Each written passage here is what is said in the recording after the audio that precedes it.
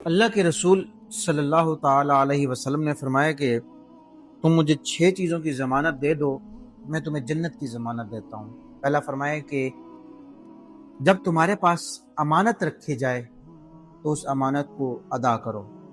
پھر فرمایا جب تم وعدہ کرو، عہد کرو، تو اس وعدے کو پورا کرو۔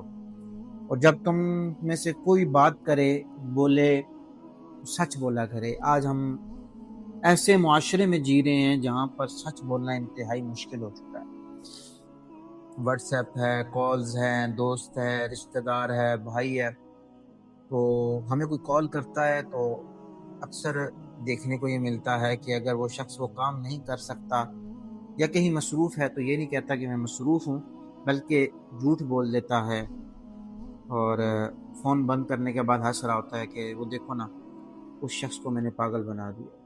ہمیں پتہ ہی نہیں کہ ہم ہنسی مذاق میں جھوٹ بول کر کتنا گناہ کما رہے ہیں۔ اللہ ہم سب کو محفوظ رکھے۔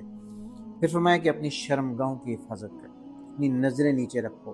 چھٹا فرمایا کہ اپنے ہاتھ کسی کے آگے مت پھیلاؤ، یعنی کہ بھیگ نہ مانگو، ٹھیک ہے؟ کسی سے بھیگ مانگ کے مت کھاؤ۔ یہ 6 چیزیں ہیں۔ فرمایا کہ جو مسلمان ان 6 چیزوں کی ضمانت دے دے، میں محمد اسے جنت کی ضمانت دے